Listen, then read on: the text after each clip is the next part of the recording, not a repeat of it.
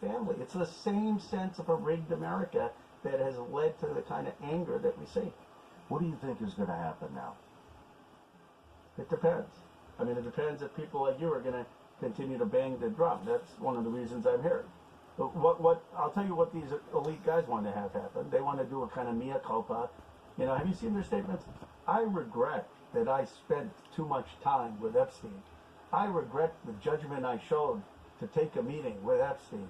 I regret that I took his money. Not like I am ashamed and appalled that Epstein was raping young girls, and there were other people part of my network that were raping young girls.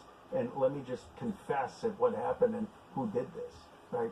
It's like this lawyerly statement. So here's what their game plan is. I mean, their game plan is, let's put these things out. Let's hope Massey and Kana go away. You know, let them bang the drum for a few more months. Let this all fade. And then 2 years later, we're going to come back. We got too much money. They're going to want our money. They're going to want our scholarships. And we're going to be rehabilitated in society. That's their game plan. And the question for the country is, are we going to let them get away with it? Or are we finally going to hold people accountable? In Britain, they're holding people accountable. What are they doing over there? Well, Starmer's government. Andrew's gone. Andrew's gone. At least the prince gone. You know, he's got to. I think there's got to be more to Andrew than just, okay, now you're not a prince. But at least he's not a prince. But he's probably got to have criminal investigation from the stuff I've seen. I think there has to actually be an investigation into what he did. But at least they've stripped him of his titles, and then they've got Mendelsohn, who's resigned just today or yesterday. Resigned. Right? There's some consequence. Starmer, the prime minister, his government may fall. He's lost confidence. By the way, he's on the left. You know, this is a guy, and I said, good, there's accountability. This isn't left or right. The guy's on the left who's I don't even fucking see left or right anymore. I just see good and evil, and that is it. I don't see any of this other shit. I think, you know, Jeremy told me a long time ago, politics is WWF wrestling. I truly believe that. Yeah. I fucking see it. It's disgusting. It's disgusting. Yeah, no, I mean, they're good guys and bad guys. But I mean, how everybody's... You're saying the American people can't let this go. They can't... We have to hold them... How do we hold them accountable? I mean, you're doing your part, I'm doing my part, but we're up against a huge system that's coming unglued. I mean, the country's in fucking shambles. It just continues to go. I mean, people talk about revolution, civil war, all this shit. It's already happening. I mean, look at Minnesota. It's a fucking war zone up there. No, is there? It is. Yeah. It's a fucking war zone up there. I mean, places down on the border. It's a fucking war zone down. Our cities, which we were talking about, you know, last time. We're pretty damn close, and we might be in the middle of it already. I mean, it's. Well, we got to turn it around.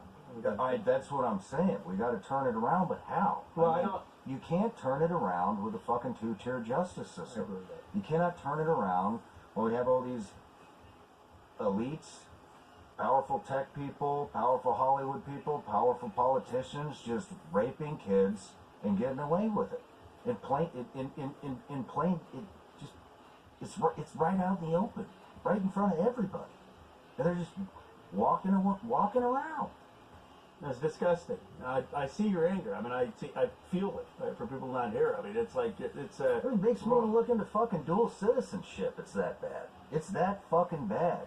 And you wore the uniform. I mean, you gave your... I wore the uniform, and I don't even believe in the fucking wars I fought for because I think those were a lie. I know damn well Iraq was a fucking lie. That was a ploy to get KPR into fucking Iraq because Dick Cheney.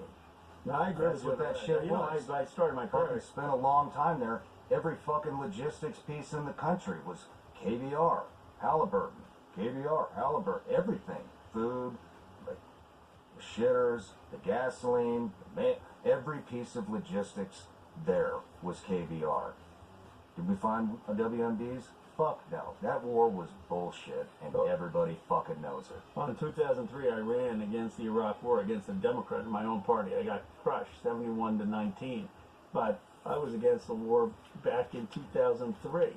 And the reality is, that we've never held people accountable in this country, right? Where was the accountability for the people who lied us into war in Iraq, which led to thousands of Americans dying? Where was the accountability for Abu Ghraib and the people who committed torture in Iraq? Where was the accountability for the bankers who crashed the entire economy after the Great Recession in Wall Street? No accountability. Where is the accountability in this country? And now people are saying, okay, you got these elite who are raping young girls or showing up while young girls are being raped and not saying anything, and we just want to move on? Hell no. I mean, we will not restore democratic trust in this country if we don't have accountability for some of these people who committed these crimes. That's the reality. Yeah, like, I don't care. I want a democratic project that has health care for everyone, child care. You can't get there unless you first say, we're going to hold these people accountable, they're going to face justice, and we're going to try to restore trust that there's one tier of justice in America. So seriously though, how do we do this? What if it goes picture perfect, which it's not, but in your mind,